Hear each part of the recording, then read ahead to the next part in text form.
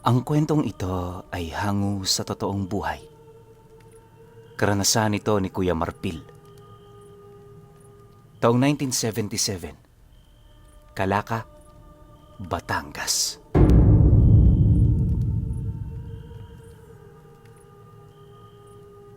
Bata pa nung nagkaroon ng asawa itong si Kuya Marpil.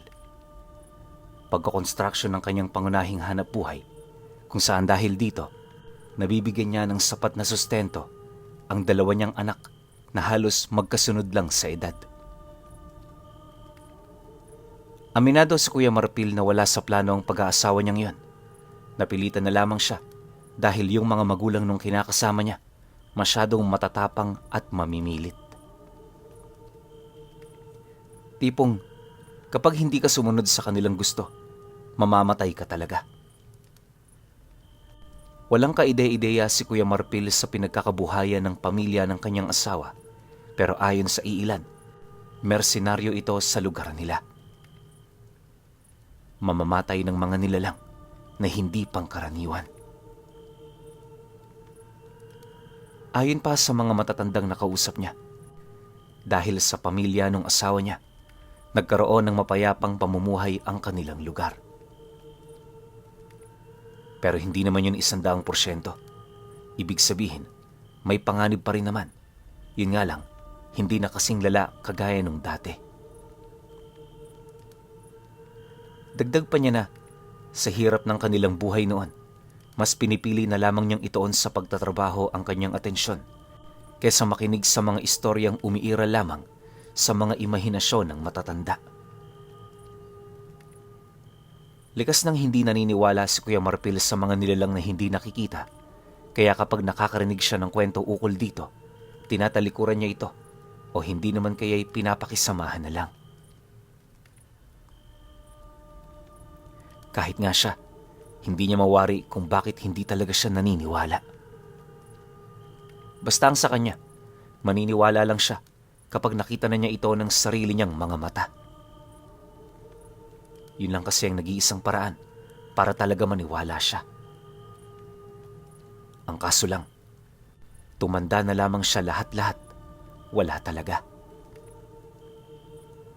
Pagtatapat pa niya na sa mga kakayanan ng mga albularyo, medyo pasok pa yon sa kanyang sentido komon, pero pagdating sa mga aswang at mga taong nagpapalit anyo, medyo malabo na talaga. Ilang beses man niya kasing isipin, sadyang hindi niya maipagkakaila na masyadong imposible para sa isang tao ang makapagpalit anyo ng wangis ng isang hayop. Ngunit sa hindi inaasahang pagkakataon, pagsapit ng taong 1977, buwan ng Mayo, dumating ang mga kamag-anak ng kanyang asawa sa kanilang pamamahay. Noong una, inakala niyang bibisita lang ito. Pero pagtungtong ng gabi, habang nagkakasiyahan sila, doon siya pinrangka ng panganay sa magkakapatid ukol sa kagustuhan nitong isama siya sa isang misyon. Walang kaide-ideya si Kuya Marpil kung ano ang misyong yon, pero malakas ang kanyang kutob na kapag hindi niya yun pinaunlakan, mapapasama na naman siya. Makalipas pa ang ilang minutong pananahimik, nang masipat niya ang hudyat ng kanyang asawa, agad naman siyang nag-uwi karoonang, "Ang kaso lang bayaw, medyo alanganin ngayon eh. May tinatayo kasi kaming bahay sa Dakanlaw. Kailangan doon ng tao. Nakapirma na ako ng kontrata, kaya hindi ako pwedeng umurong. Sa susunod na lang siguro, baka sakaling may panahon ako." Nang marinig naman ng bayaw niya ang kanyang palusot, bigla naman itong naglapag ng 3 bungkus ng pera na nagkakahalaga ng 50,000 piso. Pagtulak nito papalapit sa kanya, seryoso naman yung sumagot ng, "Huwag kang magreklamo. Bayad ka ngayon. Yung 10,000 dyan, ibigay mo sa kapatas ng napagkontratahan. Abisuhan mong padulas mo yan para hindi ka naguluhin. Pagkatapos mong gawin yan, pumunta ka sa bahay ko. Bibigyan kita ng 3 araw para makapaghanda. Huwag mo kaming lolokohin, Marpil. Alam mo kung anong kaya naming gawin. Kahit yung asawa mo, hindi kami niyan mapipigilan. Kasabay ng pagwika ng panganay ay ang pagngisi naman ito sa kanya habang dahan-dahang nagsasalok ng alak sa baso. Maya-maya pa, hindi naman niya maiwasang magtaka nang mapansin niyang parang wala lang ang kanilang naging pag-uusap sa kapatid nito. Sa pagpapatuloy naman ng kanilang pag-iinuman, tulala lang naman itong si Kuya Marpil hanggang sa maubos ang huling patak ng alak. Isipin ninyo, 12 lapad ang naubos nila nun, pero kahit katiting na pagkalasing wala siyang naramdaman. Ang mas nakakagulat pa sa lahat, kahit yung mga kainuman niya, di rin tinabla ng alak. 12:00 na rin noon ang hating gabi pero nakauwi pa ito. Bago rin yun umalis sa kanyang pamamahay, muli siya nitong inabisuhan ukol sa kanilang kasunduan. Lumipas ang mga araw, naging abala itong si Kuya Marpil. Isang buong araw din niya kasing pinag-isipan kung ibibigay ba niya ang 10,000 piso sa kapatas ng may-ari ng bahay kung saan may kontrata. Kasi alam niyo nung panahong yon, yung ganong kalaking halaga, hindi yun biro. Kaya bilang isang pangkaraniwang tao, nag-aalangan talaga siya. Sa pagsapit naman ng hapon noong mismong araw na yan, nagpasya siyang wag na itong ibigay. Sa halip, ang inabot niya noon sa kapatas, 1,000 piso para pampadulas. Tuwang-tuwa naman noon ang binigyan niya, kaya agad naman itong nangako sa kanya na hindi siya nito hahabulin sa responsibilidad. Dagdag pa ng katiwala, may mga kamag-anak din siyang ipapasok, kaya mas pabor para sa kanya ang pag-alis ni Kuya Marpil. Dahil sa sinabi nito, abot langit naman ang kanyang naramdamang tuwa. Pagtungtong naman noon ng 3 araw, inihabili niya sa kanyang asawa ang lahat ng salaping ibinigay ng kapatid nito. Maaga rin siya nung umalis ng bahay, gawa ng base sa kanilang usapan, marami pa siyang gagawin pagdating niya sa lugar. Makaraan ng 1 oras na paglalakad, narating na nga niya ang tahanan nito. Medyo may kalayuan yun sa baryo, gawa ng may sariling bukirin ang mag-anak. Kinakailangan nilang tumira sa lugar na yan dahil sa mga alaga nilang tupa, baka, kalabaw at mga kambing. Isa rin kasi yun sa pinagkukunan nila ng hanap buhay dahil sa tuwing nagigipit sila, madali nila itong naibibenta. Nag-aani rin ng magkakapatid ng palay at mais, kaya tuwing panahon ng kapasan, paldo talaga. Pagpasok naman niya sa loob ng bahay nito, agad namang tumambad sa kanya ang magkakapatid na kasalukuyang nag-uusap ukol sa kanilang mga gagawin. Siyempre, dahil sa wala namang kaide-ideya itong si Kuya Marpil, tahimik lang naman siyang naupo sa isang tabi habang nakikinig. Ang kaso lang, habang tumatagal ang kanilang pag-uusap, napansin naman niyang papaiba ng papaiba ang paksa ng pinag-uusapan nila. Halo-halo na noon ang kanyang nararamdamang emosyon, gawa ng bilang hindi naniniwala sa mga nilalang na nasa panig ng kaliwa. Matik, nakakatawa na sa kanya ang mga ganoong paksa. Ayaw naman niyang tumawa noon sa harapan ng magkakapatid dahil paniguradong iisipin ng mga ito na isa yung malaking insulto. Upang hindi na rin siya noon mapansin, napayuko na lamang siya habang pilit na nagseseryoso sa mga katagang naririnig niya. Maya-maya pa, nang mapansin naman ng panganay sa magkakapatid ang balat sibuyas niyang pag-uugali, agad naman siya nitong tinawag, sabay sabi ng, "Huwag kang matawa, Marpil. Baka yung tuwa mo ngayon, mapalitan niya ng pagkabaliw. Makinig ka. Hindi kakengko yan ang pinag-uusapan namin dito. Pakinggan mo ang bawat detalye dahil may posibilidad na makasalba yan ang buhay mo.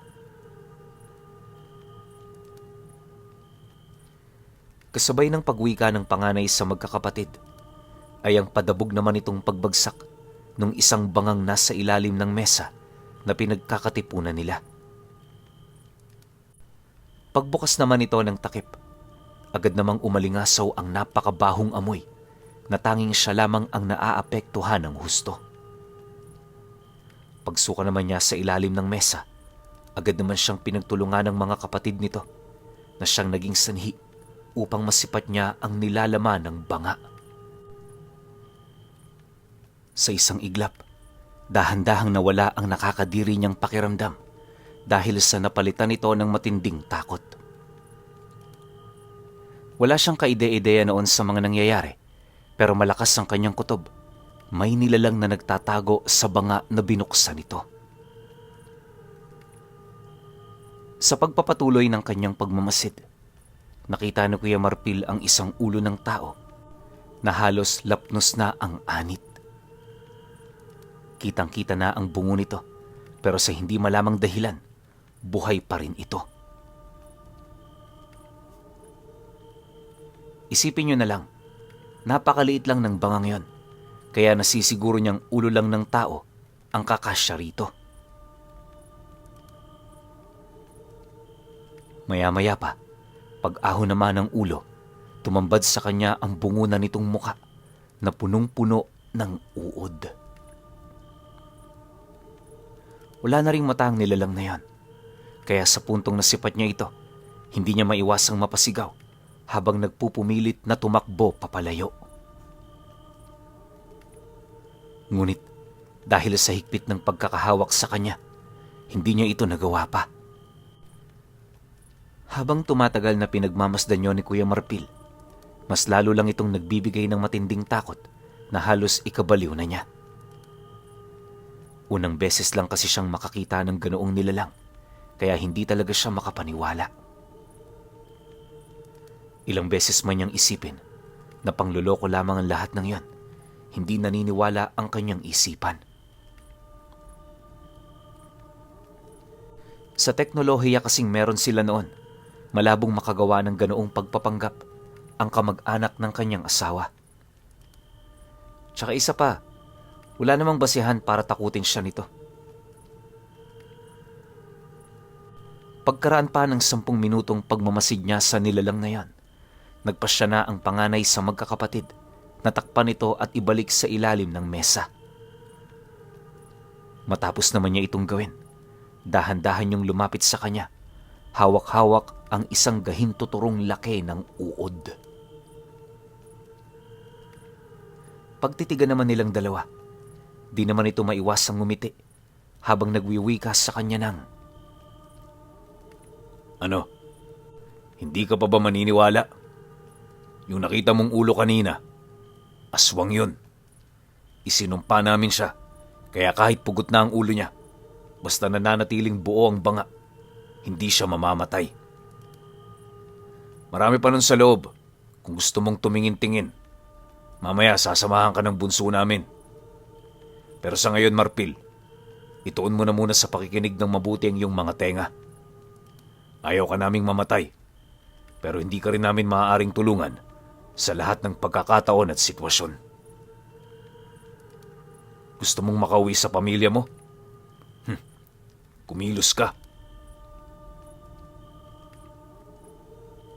Nang marinig naman niya ang sinabi nito, lahat ng iniisip niya noon ukol sa mga aswang, bigla na lamang naglaho. Sa halip di natawanan niya pa ang kanyang mga nakita, itinuring niya itong isa sa mga matitinding banta ng buhay niya. Nang mapansin naman ng panganay ang pagbabago ng kanyang muka, muli itong nagpatuloy sa kanilang mga napag-uusapan. Base sa mga narinig noon ni Kuya Marpil, maglalakbay sila noon ng 2 bayan para puntahan ang isang sitio na tirahan ng mga tulisang aswang. Wala siyang kaide-ideya ukol sa mga naging kasalanan ng mga ito. Pero ayon sa panganay sa magkakapatid, may nagpapapatay dito.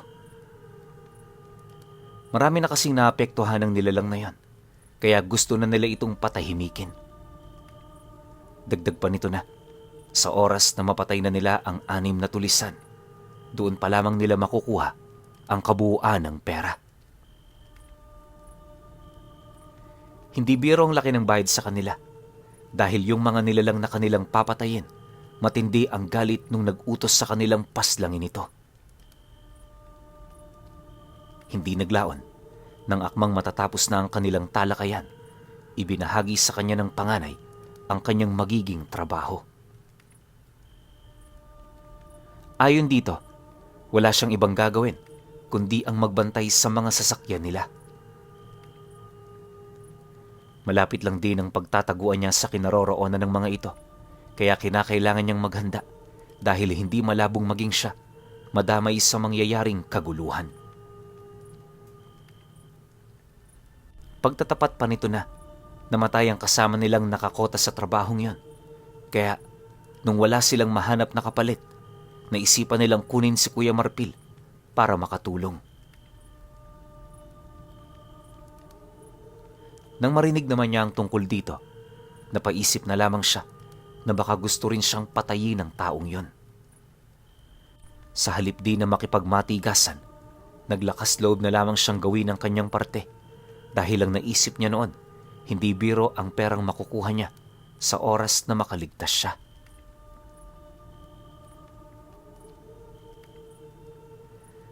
Matapos ang kanilang pag-uusap, noon ding mismong araw, umusad ang kanilang pangkat. Kabundukan at mga kagubatan ang kanilang dinaanan noon upang masigurong walang makakatunog sa kanilang mga lakad.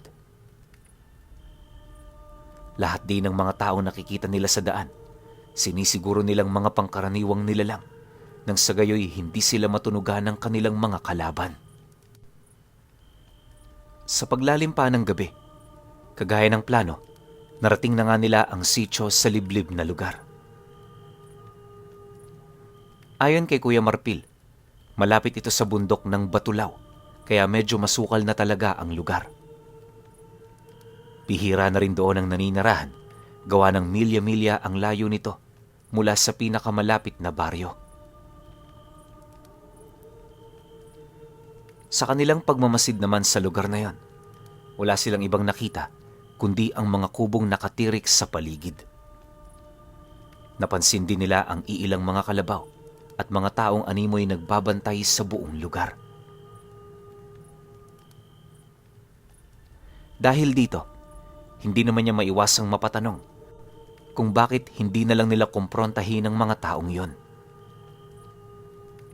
Ang nais niya kasing mangyari, dakpin at patulugin ng mga ito para madali nilang mapasok ang lugar. Ang kaso lang, habang inilalahad niya ang kanyang balak, may nasipat siyang isang bantay na bigla na lamang sumuka ng laway na walang patid. Isang minutong nagsuka ang nilalang na yon, kung saan ang mga inilabas nito sa katawan ay mga balahibong parang nanggaling sa isang itim na baboy. Buhol-buhol ang mga ito, tapos ang pinakapinandirihan niya sa lahat ay nung masipat niya ang paglabas ng kamay ng tao mula sa bunganga nito. Matapos naman niyang masipat ang pagsuka ng nilalang na yon, dahan-dahan na niyang napapansin ang pamumula ng mga mata nito na sinasabayan naman ng panakanakang pag-aangil. Maya-maya pa, nang hindi na yon maatim ng nilalang, nagsimula na itong magpahid ng langis na nakasilid sa isang garapon kasabay ng pagbibigkas nito ng mga engkantasyon. Habang ginagawa niya ang ganoong proseso, pakiramdam naman ni Kuya Marpil, mamamatay na ito. Bukod kasi sa nagdedeliryo na ang nilalang na yan, parang mauubusan na rin ito ng hininga. Ngunit 2 minuto lang ang lumipas, nagpalit anyo ang taong yon sa nilalang na kailan may hindi niya inisip na totoo. Sa isang iglap, Lumabas ang malapad nitong mga pakpak, kalakip ng pag-unat ng mga binti at braso nito. Nabalot din pansamantala ng dugo ang nilalang na yan, pero pagtigil nito sa pag-angil, bumungad sa kanyang mga mata ang isang kasindak-sindak na nilalang.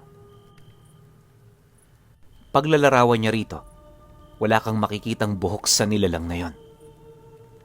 Inihalin tulad niya ito sa isang taong may matinding karamdaman, kung saan ang nagiging epekto nito sa katawan ay ang abnormal na paglagas ng buhok sa iba't ibang parte. Dagdag pa niya na naging butot balat na rin ito, tapos yung haba ng bisig nito, isa't kalahati kung ikukumpara sa kanya. Nakabaliktad na rin ang tuhod nito, kaya nang lumakad ang nilalang na yon, parang patuwad na. Habang kumikilos naman yun sa paligid, napansin naman niyang parang nawawala na ito sa sarili nitong bait.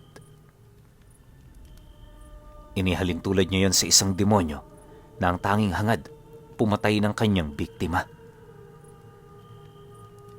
Nang masipat naman yon ng iba pang mga bantay, ganun na rin ang ginawa ng mga ito.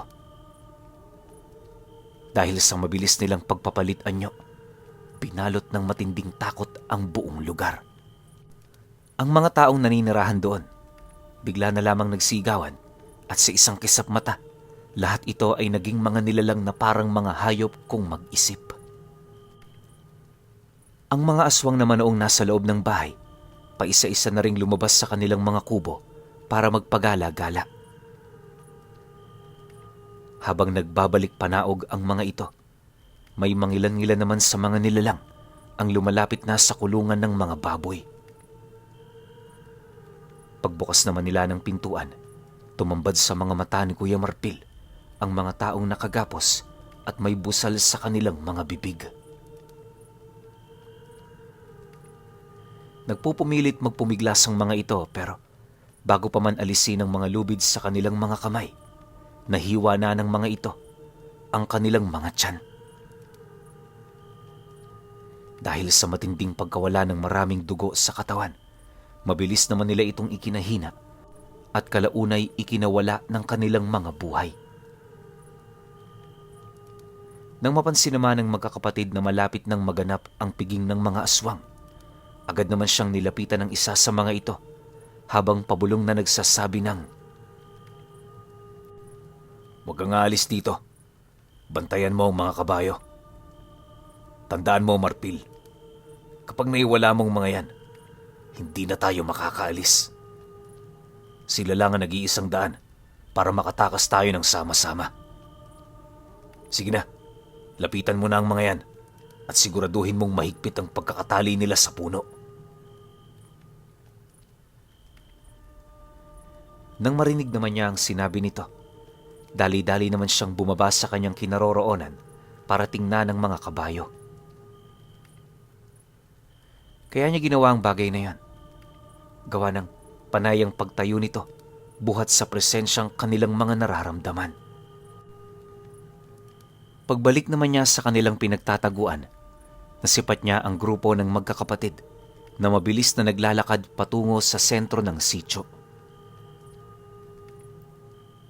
Sa kanyang pagmamasid, napansin naman niyang hindi ito nakikita ng mga aswang, kaya hindi naman niya maiwasang magtaka kung bakit nagagawa ng mga ito ang ganoong bagay.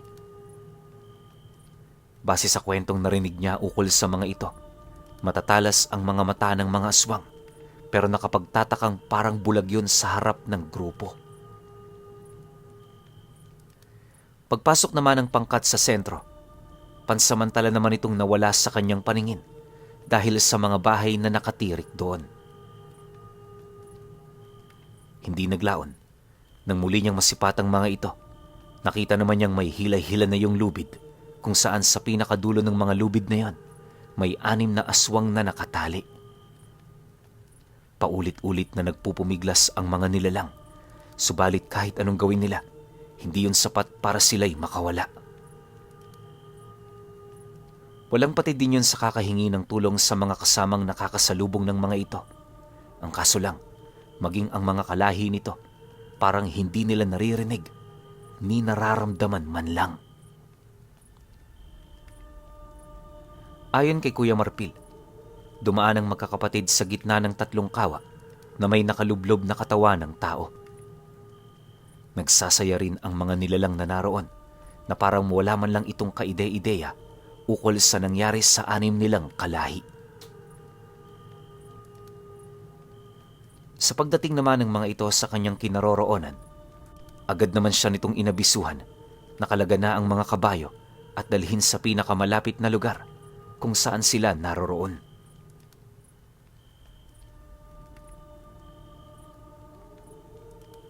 Nang marinig naman niya ang utos nito, dali-dali naman niya itong sinunod at nung pagbalik niya, nasipat niya ang panganay sa magkakapatid na mabilis nang pinupugutan ng ulo ang 6 na tulisan.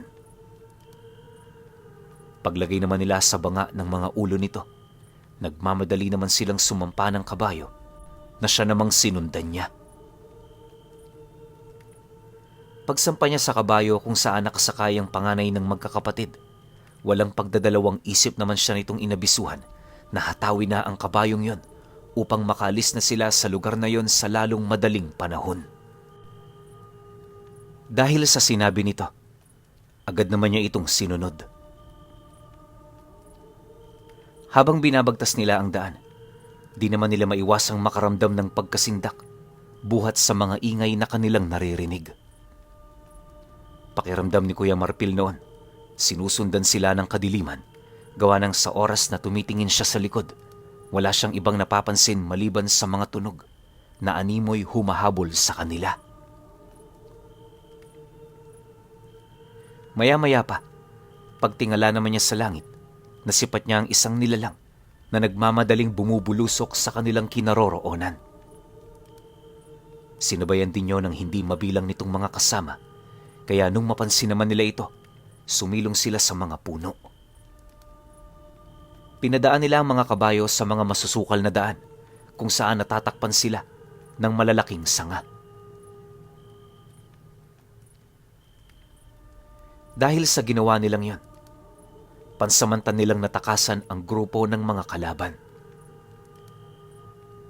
Gayunpaman, kahit wala na silang nararamdaman, hindi pa rin nagpakakampante ang kanilang grupo, gawa ng maliban sa mga aswang na lipad na humahabol sa kanila, meron din itong mga kasamahang aswang na lakat. Nang marinig naman ni Kuya Marpil ang tungkol dito, bigla naman siyang binalot ng matinding takot sa katawan nang makarinig siya ng isang malakas na pag-atungal na sinasabayan ng mga alulong ng aso. Nang mapagtanto naman nilang hindi na sila ligtas sa lugar na yon, napilitan naman silang magpatakbo ng kabayo sa mismong kapatagan. "Bilisan niyo lang! Huwag kayong lilingon! Ang may iiwan namin! Pasensyahan na lang! Kahit magkakapatid tayo, hindi pwedeng isugal ko ang mga gusto pang mabuhay. Kung gusto ninyong huwag makatay ng mga yan, bilisan ninyo sa pagpapatakbo!" Pagkarinig naman ng mga ito sa mga katagang yan, bigla naman yung nagsigawan, hudyat ng kanilang pagsang-ayon. Walang sabi-sabi, buong tapang naman nilang tinahak ang daan na siyang naging sanhi upang masipat nila ang hindi mabilang na mga aswang na galit na humahabol. Noong una, inakala ni Kuya Marpil na maaabutan na sila ng mga ito, pero habang tumatagal, unti-unti niyang napapansin ang hindi pangkaraniwang bilis ng kanilang mga kabayo. Huli na nang mapansin niya ang mga mutyang nakasabit sa mga lubid na nakatali dito. Dahil sa ganong taktika ng grupo, ligtas silang nakarating sa pinakamalapit na baryo. Mula roon, humingi na sila ng tulong sa mga antingero, kaya kahit gustuhin man ng mga aswang na salakayin sila, wala na itong nagawa kundi ang umatras. Pagsilay naman nilang nagsili para na yun papalayo, yun naman ang naging hudyat ng kanilang tagumpay. Lumipas ang gabing yan, tila bang nagbago na ang pananaw ni Kuya Marpil sa kanyang buhay. Lahat ng kanyang paniniwala noon, bigla na lamang nawala, na para bang napalitan ito ng bagong paniniwala. Hindi man yun katanggap-tanggap nung una, wala siyang magagawa sapagkat yon ang nakita ng kanyang mga mata. Dahil sa mga pangyayari, nakuha ng magkakapatid ang tiwala at loob niya. Hanggang sa pagtanda din noon ni Kuya Marpil, hindi na niya nakalimutan pa ang tungkol sa magkakapatid na mersenaryo na lumusob sa sityo ng mga aswang.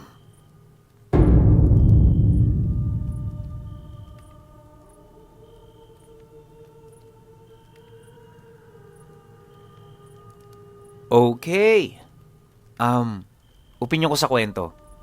Masasabi ko lang na sobrang galing kumupit ni Kuya Marpil, no?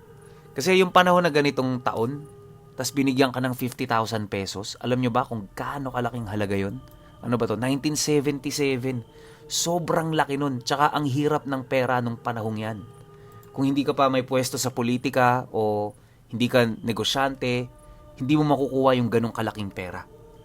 Pero kasi pinag-uusapan natin dito, yung papatay ka ng hindi ordinaryo eh.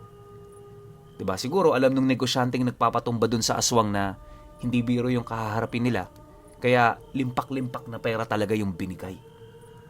Pero alam nyo, napansin ko sa buong kwento, ang ganda nito kung yung kwento ng magkakapatid yung ikukwento natin. Yung magkakapatid na mersenaryo. Ano bang meron sila? Paano sila nagkaroon ng ganun? Bakit sila naging mersenaryo? Bakit yung naging trabaho nila pumatay ng mga nilalang na nasa panig ng kaliwa? Ang dami pang tanong. Tsaka yung isa-isang gamit nila. Kasi hindi to basta-basta Kagaya ng dulong part na kung ordinaryong kabayo lang yun, maaabutan at maaabutan yun ng mga aswang. Pero kagaya nga sinabi ni Kuya Marpil na parang may mga nakalagay ba? May mga nakakwintas na mutya. So hindi yun ordinaryong kabayo.